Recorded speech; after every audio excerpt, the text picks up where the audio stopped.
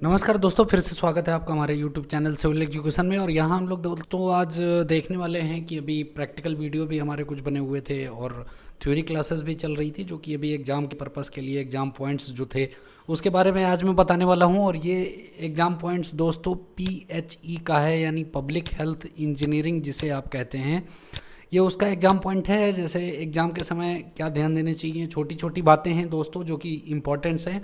ये कुछ पॉइंट्स हैं जो कि मैं आपसे शेयर करना चाहता हूँ। कहीं एग्ज़ाम में जाएं तो आप ज़रूर इन सबको याद करके जाएं या फिर देख के जाएं, जिससे कि एग्ज़ाम में यदि कुछ क्वेश्चंस इससे आपके मैच हो जाते हैं तो आपके लिए बेटर होगा नंबर गेन करने के लिए। और दोस्तों वीडियो यदि पसंद आए तो ज़रूर लाइक करें, सब्सक्राइब करें, शेयर करें।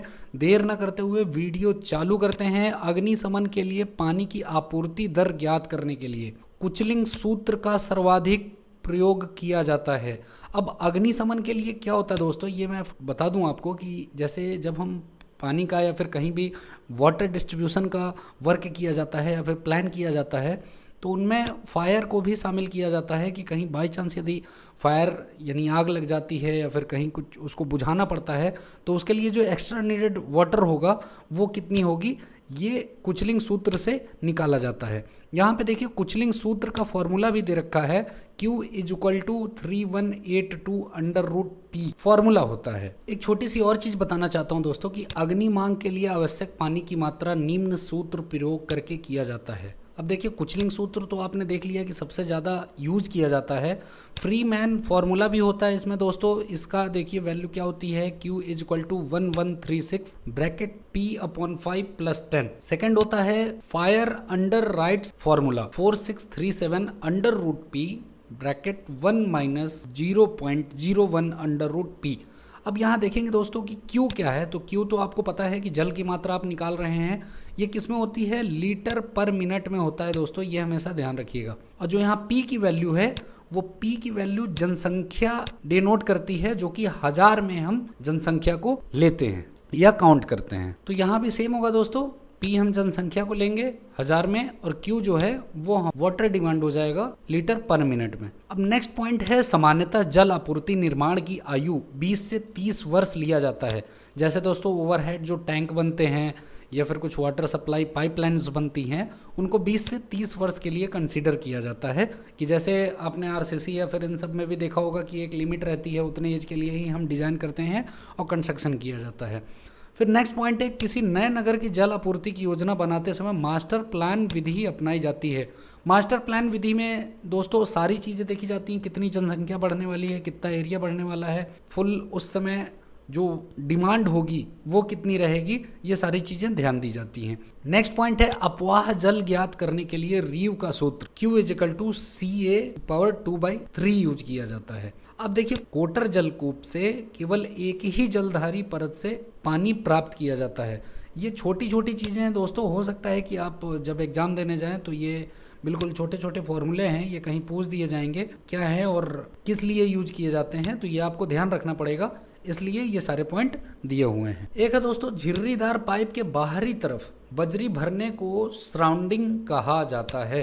अब एक्चुअली होता क्या है दोस्तों, कहीं कहीं ट्यूबवेल कहीं लगाते हुए देखा होगा आपने, लेकिन ज़्यादातर ट्यूबवेल्स में केसेस आते हैं उस तरह के कि जो यहाँ पे पाइप होती है जो वाटर के टच में रहता है, या आपने नॉर्मल देखा होगा घरों में भी कि जो पाइप डलता है उसमें झिर्रियाँ रहती हैं। झिर्रियाँ मीन्स वो चलनी की तरह एक तरह का काम करता है, जिसमें बहुत सारे छोटे छोटे होल्स होते हैं या फिर उनको छिद्र आप कह सकते हैं, जो कि वाटर के कांटेक्ट में उतना पोर्शन रहता है और पंपिंग करके हम इसको निकालते हैं। अब ये क्या कह रहा है कि झिर्रीदार पाइप के बाहरी तरफ होता क्या है, इसके बाहर हम बजरी को फील करते हैं। जब भी हम ट्यूबवेल या फिर कोई चीज़ यूज करेंगे या फिर बोर करके हम पाइप को डालेंगे तो बजरी भरना इसलिए ज़रूरी होता है, या फिर एक टेक्निकल रीज़न ये है कि सराउंडिंग की जो सॉइल होती है वो बजरी के कारण क्या होता है कि सॉइल पार्टिकल्स बजरी के बाहरी फेस पे ही रुक जाते हैं, और इसमें क्या होता है कि वाटर पर्कुलेशन जो होता है बजरी में ज़्यादा अच्छा होता है और हमारी जो वाटर सप्लाई है वो बेस्ट रहती है। नेक्स्ट है दाब गेज सामान्यतः चूसन तथा प्रदाय पाइपों पर लगाया जाता है। ये क्वेश्चन बहुत बार पूछा गया दोस्तों SSC में भी, तो ये चीज़ें ज़रूर याद रखिएगा कि दाब गेज प्रेशर गेज जो है वो कहाँ यूज किया जाता है, सक्शन एवं डिलीवरी पाइपों में। ये हमेशा याद रखिएगा।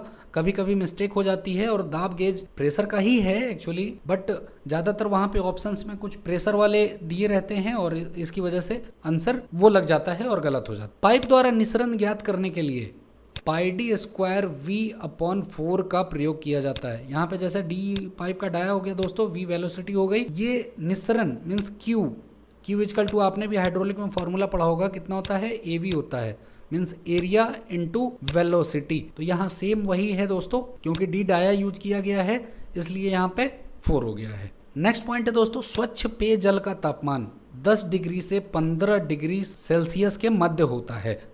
ये हमेशा याद रखिएगा दोस्तों, कभी कभी ये भी आ जाता है। और सेकंड थिंग एक आता है कि पीने योग्य पानी का पीएच मान कितना होना चाहिए, 6.5 से 8.4 होता है दोस्तों, ये हमेशा ध्यान रखिएगा। ये ज़्यादातर ऑप्शन में यही आते हैं और आंसर वही होता है। नेक्स्ट है कोलाइडी अशुद्धियों का माप 0.001 यानी 10 की पावर -3 mm से 0.00001 mm मीन्स 10 की पावर -6 mm के मध्य होती है।